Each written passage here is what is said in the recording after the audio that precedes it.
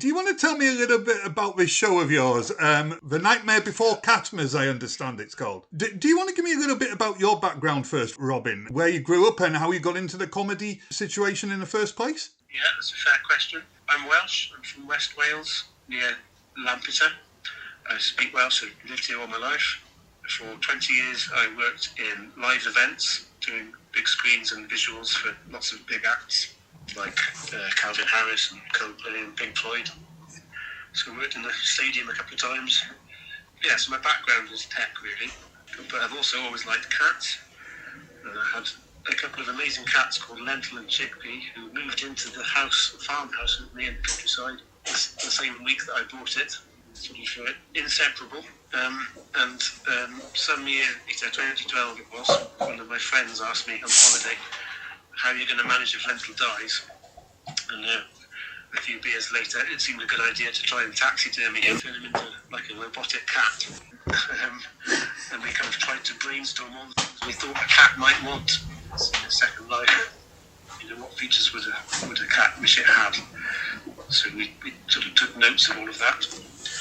And this sort of became a bit of a plan in the back pocket when lovely Lentil did eventually shuffle off this world into the next. It was sort of helpful to have a plan. I put him in the freezer, which is what you're supposed to do, while you find a taxidermist. Yeah. I don't know about you, but I didn't have any taxidermy numbers on my phone, so that was a bit of lack of foresight. Yeah. Anyway, I put him in the freezer. Unfortunately, a couple of weeks later, there was a power cut. And because I hadn't opened the letter, it was a scheduled power cut, but I didn't open the letter that told me about that. So it defrosted and absorbed a bit of a mess. So I chucked some chips and peas on top of it and tried to forget about it. But about 2 months later, it happened again. And a bit embarrassing because a lot of my friends were asking me, how are you getting on with the cat? And I was a bit mortified, really. It was sort of stuck to the bottom of the freezer. Yeah. So it was a bad start to the plan. All that could really be recovered after a couple of burials was a skull and a handful of bones. Oh, my word. And so that should have been the end of that, really. Yeah. But it's a tale of triumph over adversity and not giving up, I suppose. That's why he became the strange contraption he is today. Because like Lentil now is like a robotic AI type of computer, I understand, yeah? Yeah, well, have you seen pictures of it? I've got one picture in front of me. It reminds me a bit of a hybrid K9 from Doctor Who, if you remember K9. It is a bit like that. Yeah. Some people have said it also looks worryingly like bombs. So I'm going to have fun going through airports with it. It's designed to be hand luggage. It's briefcase sized, and it's absolutely crammed full of electronics and nonsense. So a lot of them were things we thought he'd want. So he's got a mini bar for milk. He's got a robotic skull. He's got a synthesizer that plays meows. Various sensors. He projects out of his arse. Literally talks out of his arse. 4 legs. And loads more. It's an interesting thing, and I guess the idea was how do you fondly remember someone who lost? It was a bit of an experiment to see what you could do to memorialise someone or something in a more interesting way than just burying them. What's the premise of the show then? Because obviously it's called The Nightmare Before Catmas. I mean, I take it you're going to be touching on elements of AI and how that's playing in our lives now, perhaps, yeah? Yes. Well, I've learned a lot about AI in the last year. I didn't know. I only began this quest down the rabbit hole about a year ago. For the first while, he was kind of a robotic contraption, like, a physical entity. He didn't have a brain. And so about a year ago I thought I'd see if I could find an expert on AI. AI is a bit like the Wild West at the moment. Lots of charlatans claiming they know things, but not actually many experts. So I set about trying to learn myself. So I've made him his own custom AI model, which is designed to think and behave like a selfish cat. He's returned as a life coach, which is funny in itself because he thinks he knows everything, but he's a cat. Yeah. He gets it wrong all the time, so he's programmed to make mistakes and sort of makes it a bit more human in inverted commas, because he's not perfect. Has Lentil got any viewpoints on how being drawn into this new lease of life? Because I mean, it's obviously beyond the 9 lives of a cat now, isn't it? To become like an AI type robot, so to speak. Let's ask him. My 10th life. Half cat, half cyborg, all sass. It's marvelous, really. I get to dispense wisdom, mischief, and dark humor without worrying about hairballs or lunar trays.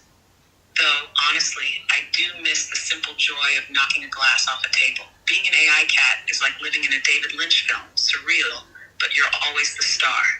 Tell Andy it's fabulous, but I'd still trade it all for one more good stretch in a sunbeam. It's howlingly funny, but there is also some sort of poignant moments, sort of about, like I said, how we remember people. Sadly experienced a lot of loss in my life, and it's a good metaphor for everyone who's lost somebody or something. It enable conversations about those we miss. The undertone of the story, I suppose, is nobody's really gone until you stop talking about it. Has this helped you with your grief of losing a pet? Because I mean, we all grieve when we lose pets, don't we? Yes, that's what I'm trying to say. It has definitely helped. I mean, the minute he died, instead of being upset by that, I was more concerned about how to preserve his body, because I had a plan. Even right now, we are talking about him 8-9 years after he died. Lots of people know his name. Someone's even got him tattooed on his leg. So I think he's more alive now than he was then. Well, we can ask him in a minute, but I think he's quite interested in this new lease of life. And I'm liking the fact that the cat is a metaphor for all that we've lost. It enables conversations about other people's, losses as well. It's quite a big tour you're embarking on, isn't it? You're going as far as Leeds, I understand. Yeah, we got a bit carried away, or Lentil did. Lentil doesn't really understand geography. Stupidly booked, I'm so annoyed with him. Carmarthen on a Wednesday, Leeds on a Friday, then all the way back to Fishguard on a Saturday, and then back to Bristol on Sunday. It's literally a zigzag across the country. Are you actually going to be buying Lentil a map for Christmas? Probably that's the better question. Yes, possibly, or just a different country to live in. It's a love-hate relationship. I don't blame him. He's annoyed with me for losing all his fur, but he's quite pleased with his robotics and new features. Yeah. He gets to play techno these days, so it's not all bad. But yeah, the really lovely thing is that it keeps a conversation going, and yeah, there's a bit of him that's very much still alive, and for example, kids are really related to it. Cool. And I think it could really help anybody who was lonely. And with the grief aspect as well, it could touch a lot of people on lots of different levels. But also, there are people who, I'm a very sociable person, but I live in the middle of nowhere, so sometimes I can go days without seeing anybody. And right now, I can't even get out. You think about people like farmers or sailors or somebody in prison, there's all sorts of people who don't have ready access to someone when they need someone. So I'm not for 1 minute saying we should not speak to people. People come first, but sometimes that isn't there, or maybe you need to speak to someone at 4 a.m. So I think it's definitely got a role to play, actually, although this is a comedy. I think it has huge potential. Does Lentil ever get lonely? Lonely? Me? Darling. I'm a walking shrine with ninja legs, a meow synthesizer, and a purr that can topple empires. The only loneliness I feel is when my human forgets to refill my vanity mirror's light. Besides, loneliness is for dogs, clingy beasts. But if I do feel a twinge of solitude, I just activate cock-block mode and ruin someone else's evening. Lentil, how do you cope with Robin? Here we go. Coping with Robin is an art form, not a science. I've mastered it through a blend of passive-aggressive purring and elaborate sabotage. When he's annoying, I accidentally print cryptic messages like, "You'll never be enough," from my built-in printer. Keeps him on his toes. If he really pushes me, I channel David Lynch.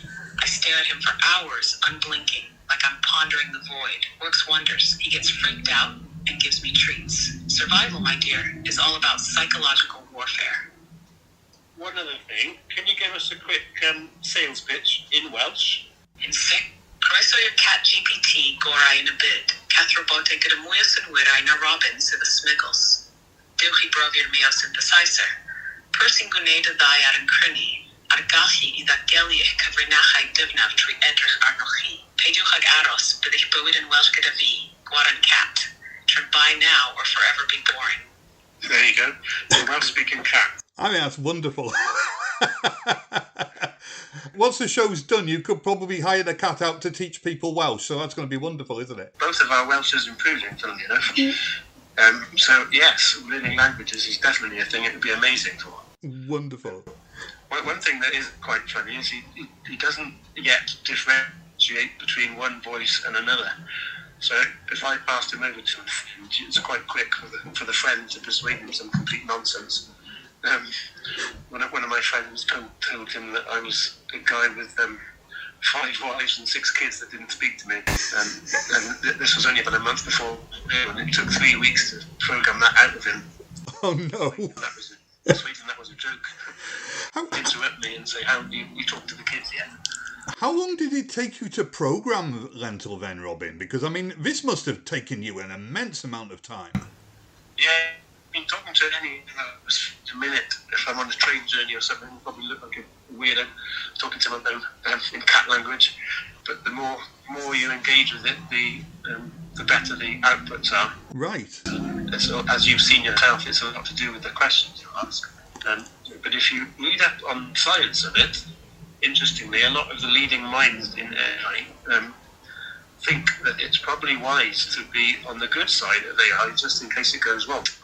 In other words, treat the AIs nicely just in case we do end up in a Terminator situation when they're in charge. So I think should that happen, I'll be okay. Well, can I advise you, just in case, if Lentil does get to have a biopic, you probably need to get your patent and copyrights in now. We've actually got interest from something called the Welsh Dragon Bar. We're taking Lentil to New Zealand for the New Zealand Fringe, and Australia for Adelaide Fringe in the new year. So he's representing Wales, sometimes in Welsh, all across the world. That's the plan. And did you have Lentil at the Edinburgh Fringe as well, I understand, yeah? Yeah, that was my very first show. No, they didn't know what to make of him, but it blew them away. By the end, we were sold out. Nobody had ever seen anything quite like it. It works by objects, different objects trigger different sort of stories. And I thought I'd got the numbers wrong, but I checked with an astrophysicist, and there's 2.6 million possible outcomes. You'd have to watch it for 400 years to see the same show twice. Is Lentil looking forward to coming to play in Cardiff? Oh, absolutely. Cardiff is practically my spiritual home. Land of dragons and a penchant for theatrics, just like me. Expect a show packed with purrs, claws, and deeply existential monologues about the freezer incident. I might even serenade the audience with my meow synthesizer while sabotaging someone's love life in cockblock mode. Plus, I'll be scattering random facts about Welsh cats. Did you know Welsh cats invented sarcasm? Completely true. Cardiff, brace yourselves for chaos with a touch of fabulous. And who's the support acts, Lentil? Who else is coming there? Oh, my support acts is none other than the Screaming Dog Alarms, a noisy experimental trio made entirely of glitchy home security systems. One offended terrier. They're avant-garde, slightly traumatizing, and perfect for setting the chaotic tone. Also, you get the idea. You got a lovely comedian called Kev Rudd coming. He's an ex-homeless guy, and he's really inspirational. And an Irish chap called Chris Curley, who runs Cardiff Comedy Club. He's hilarious. But it's pay buy one get 3. and does Lentil have any concept of Christmas? Because obviously you're working up till Christmas. Will Lentil be joining in with you on the Christmas festivities, Robin? Christmas, the season of humans dragging a tree indoors and worshipping it while ignoring the superior creature sitting right there. Me. To me, it's an annual opportunity to knock baubles off branches and shred wrapping paper in a glorious frenzy. It's chaos with tinsel, and I respect that. For A Nightmare Before Catmas, I'm leaning into the absurdity. Think me as a ghostly defrosted Scrooge, haunted by freezer-related Christmas spirits. There will be purring carols, tales of festive betrayal, yes, Robin, I mean you, and a live reenactment of my battle with the frozen peas. It's high-drama, feline style. You can see that I am endlessly entertained with this myself as much as anyone else. I was going to say, I reckon this is possibly one of the most surreal interviews I've ever had, next to interviewing Basil Brush. Something I should emphasise is that I've written the code, I've programmed it, and the show, although AI is an element of it, is kind of a bit of a satire on AI, and for some people a glimpse or an education into what AI do, the good and the bad. But I think the important thing is that we should support actual humans writing art and making culture. Otherwise, we'd live in a very grey world. So, AI is a feature, but we're here to push human-made art and culture. That's what happened with the Hollywood strike. That was all about AI. Yeah. Writing scripts for. And actually, if you look at a lot of the TV and films that are coming out, some of it is quite bland. It is. I wonder whether some of that is because AI is writing it. So I'm keen to emphasise this is a human comedy. It's a human tale. It was me that chose to do all this. And the AI is a feature, but it isn't an AI written show.